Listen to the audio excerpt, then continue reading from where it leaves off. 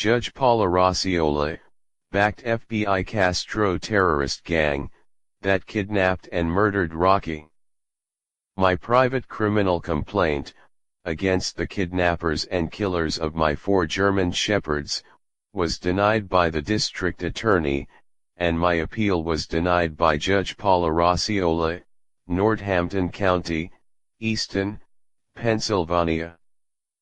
Previously, the FBI had contacted the district attorney office, and the court administration, to block my criminal complaint, given the fact that New Jersey FBI is behind in the shadows, in the kidnapping and killing of my dogs.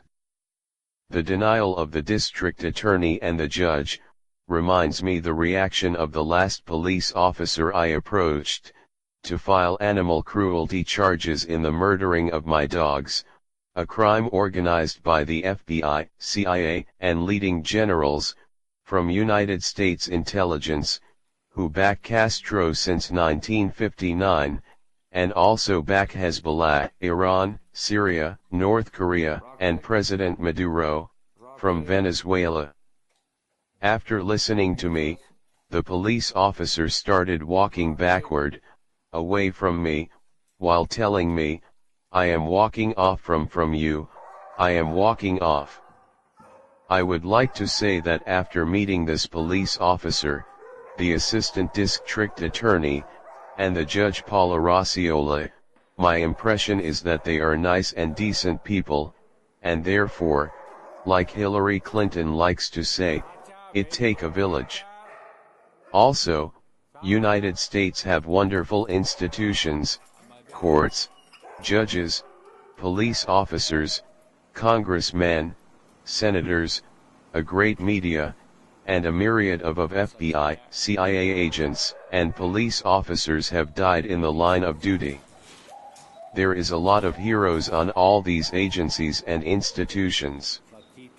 The biggest problem in the United States is the parallel deep state, the invisible, shadowy government, and its team of brutal executioners, whose most notorious members have Nazi backgrounds, supported and finance Adolf Hitler, practice satanic, perverted and Nazi-fascist cults, and their social program is a kind of Nazi-fascist communa, inspired in the National Socialism of Hitler.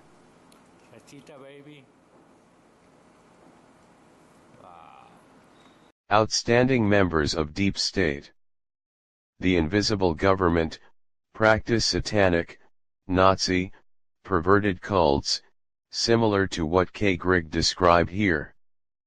Unfortunately, after making this video, Kay disappeared, no one has seen her again. In 1998, Pastor Rick Strawcutter videotaped a quite remarkable interview with Kay Pollard Griggs, formerly the wife of Colonel George Griggs, who for many years was the head of NATO. He was also an alcoholic of that well-known kind, who was shy and unable to communicate when they are sober, but who then cannot stop talking once they have a drink. During the course of a stormy marriage, punctuated by periods of domestic violence, which cost Kay Griggs many black eyes and broken bones, she learned that her husband had been turned into a brutal psychopath as a consequence of his military training, which included induction into what is known as the Pink Triangle, the Cherry Marines.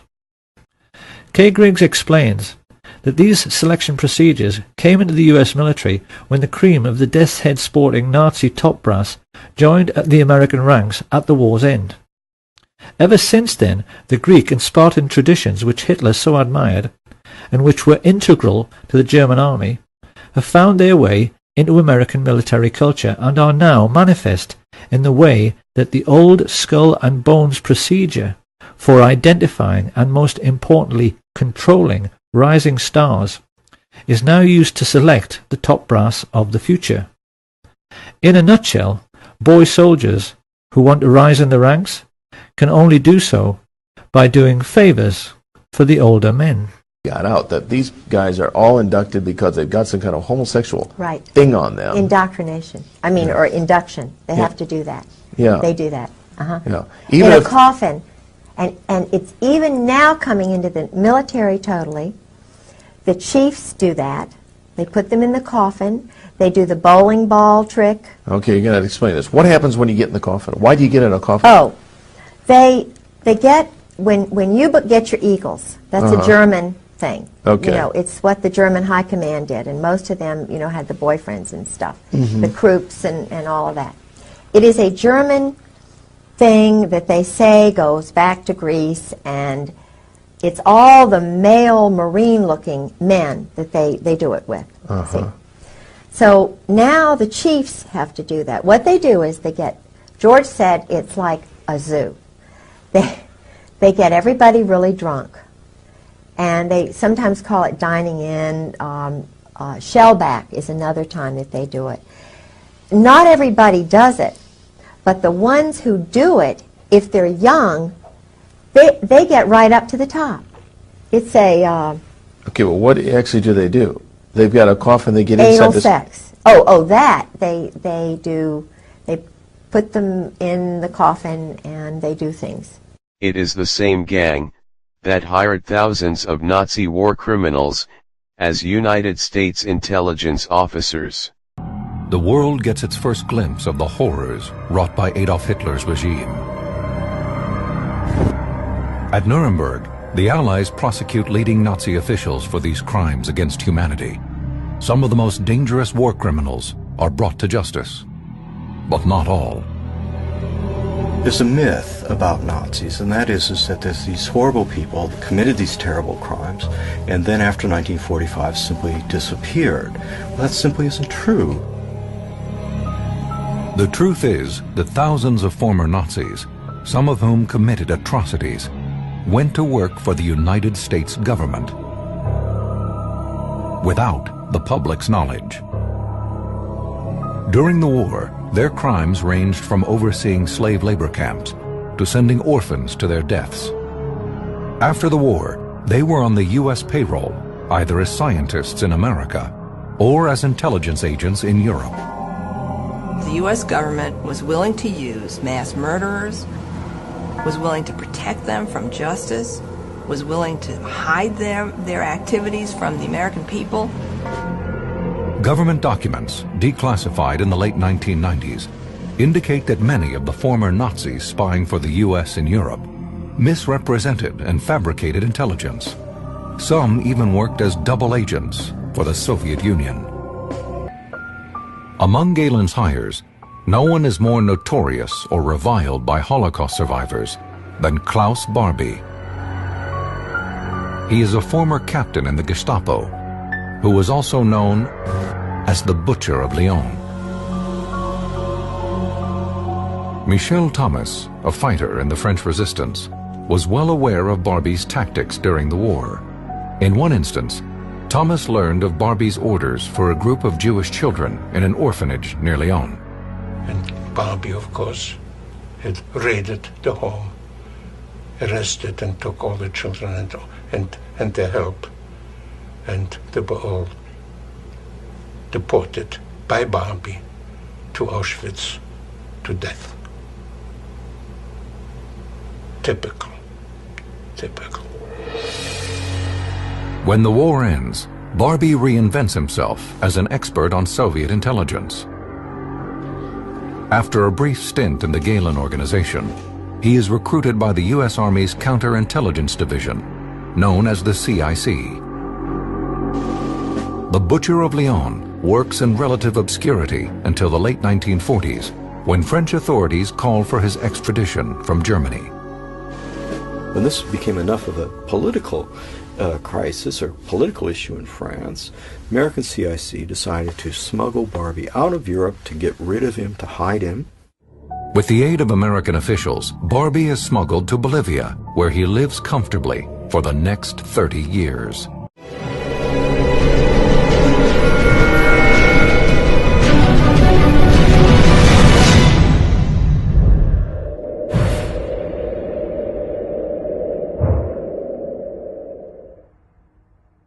These mercenary agents behave like irrational, murderous beasts, hurting and killing my dogs as a barbaric way of torturing me, causing me pain, without caring about the precious lives of my beautiful, courageous, intelligent, and sensitive German shepherds, whose grandfather is a police officer in the narcotics unit, Newark Police Department, in New Jersey. They know that taking away the dogs from me, and killing them, is the easy way of hurting me, causing me anguish, suffering, and deep pain. Come on.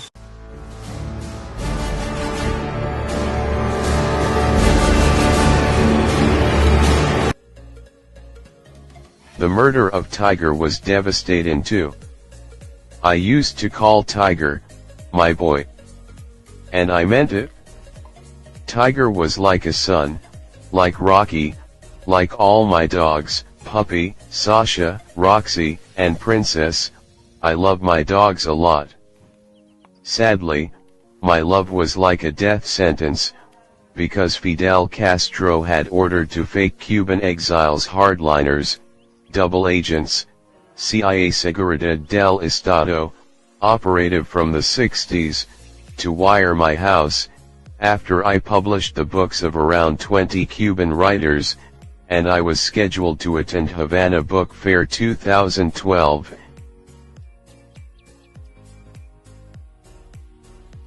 By listening to my phone's conversation, praising Tiger, Puppy, and Rocky, and by watching my love affectio on the hidden cameras installed in my house by Comcast and DirecTV, the FBI, CIA, Castro gang, picked Tiger, Puppy, and Rocky for execution, aware that their murder will cause me a lot of suffering.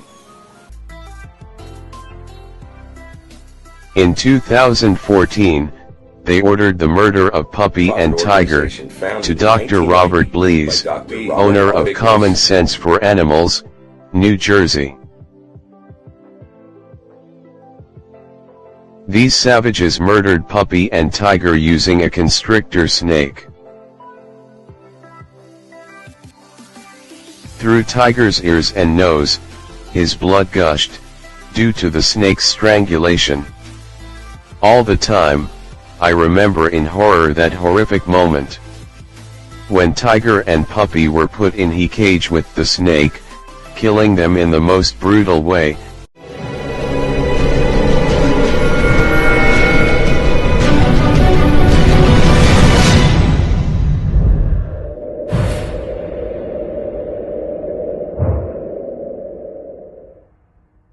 Fidel Castro was not an independent revolutionary. Fidel Castro had been recruited by CIA in 1948, by order of David Rockefeller, to participate in the CIA team that killed the Colombian popular leader, Jorge Eliezer Gaitán, during the Bogotazo. Diane Bull, the Charlesville Colonel mercenary rat, that brutally murdered my beloved Rocky, by orders of Raul Castro, transmitted through the FBI gang of Somerset, New Jersey, is a criminal and a damned liar. Listen to this crook saying that I surrendered Sasha, which is absolutely false. I was rip-off of my 4 German shepherd in a plot, coordinated by the Cuban intelligence and New Jersey FBI, while I was in the emergency room in Easton Hospital. I have not surrendered my German shepherds, and all the time I have been told that the shelter was taking care of my dogs while I was in the hospital.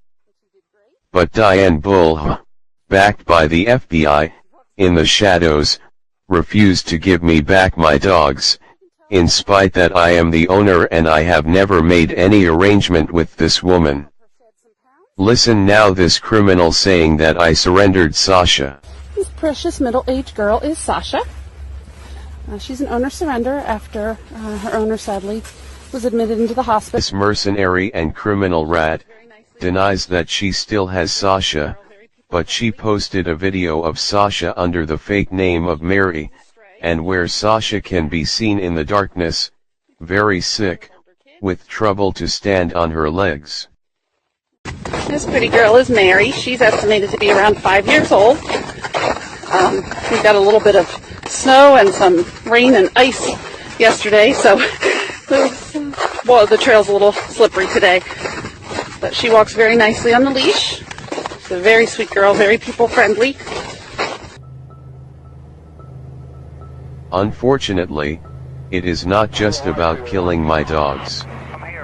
They murder people too. In 1996, with the clear complicity of United States, shadowy, invisible government, Castro ordered the shutdown of 2 civil airplanes, killing 4 young American citizens, who volunteered helping Cubans who ventured to come to United States, jumping to the water on anything. Many of these Cubans are eaten by sharks, or drown on the sea. Since 1959, Cuban intelligence, FBI, and CIA are secretly engaged in the persecution, jailing and murdering of Cuban opposed to Castro brutal regime. The murder of Rocky, and the 4 Cuban American, who volunteered their time for Brothers to the Rescue, by helping people at risk, in the dangerous waters of the Gulf streams, are intrinsic to the insane tactics of Castro, the CIA, and the FBI psychopaths, of keeping people under tight control by fear, by terrorizing the entire population, and keep 10 millions of Cubans, under the false impression that they are facing the imminent attack of the Yankee imperialism, the CIA, and the FBI, that want to destroy the inexistent Cuban revolution, a revolution already destroyed by Castro himself, during the 60s. Unfortunately, Fidel Castro and the CIA, have kept the Cuban people under the fear of terror attacks, for a very long time. In 1976, a member of the inner circle of Fidel Castro, phoned Beatriz Marquez, the hottest female singer in Cuba at that moment, who was touring Venezuela, and warned her not to take that day the plane, that hours later exploded in Barbados, killing all passengers. Researcher Servando Gonzalez explains it. Moreover, it seems that the terrorist act that destroyed a Cuban airliner in 1973, killing all passengers, including the Cuban Olympic fencing team, was also a CIA Castro joint operation of self-provocation. The main clue for this suspicion is that Beatriz Marquez, a Cuban singer in vogue at the time, was visiting Venezuela on a tour and was scheduled to fly back to Havana that night. But a few hours before, somebody important ordered her not to take that flight. At the time, Marquez was married to a senior officer in Castro's security detail, and that saved her life. The poor boys of the fencing team unknowingly played an important job. They provided Castro with martyrs for his revolution. The terrorists that killed Brothers to the Rescue members also tried to murder Princess in 2014, but Princess was lucky that time. Maybe she is dead now, because Princess was the only dog sent back from Charlesville German Shepherd Rescue to New Jersey, to make easier her killing. If I don't satisfied Raul Castro and the FBI conditions, to close my mouth, to stop denouncing their crimes, and their conspiracies against the people and the democratic system of the West, because these criminals are conspiring against the West for a very long time. And they are backing the traditional enemies with weapons and financial resources. Like the missile Hellfire found in Cuba, and these crooks, playing the role of fools, allege it was sent to Cuba by mistake. This is missile technology transferred by these traitors to North Korea through Cuba, for the developing of North Korea weaponry capabilities. The conspiracy of the invisible government is worldwide. They back Iran, Syria, Hezbollah, Cuba, Venezuela, and North Korea, an entire block of anti-democratic, totalitarian and terrorist forces and regimes. At some point, they will move striking against countries like Israel, Saudi Arabia, India, Japan, Pakistan, to overthrow and subdue traditional powers, regimes, and structures. The Western civilization and its inherent values will be demolished.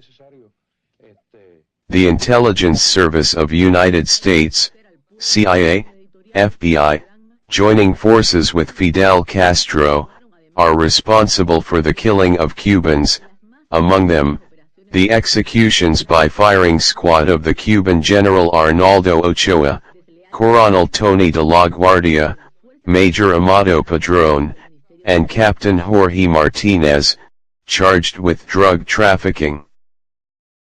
In fact, Fidel Castro was directly involved in the drug activities in the island. But the drug smuggling from Cuba to United States was coordinated with United States intelligence, invisible government.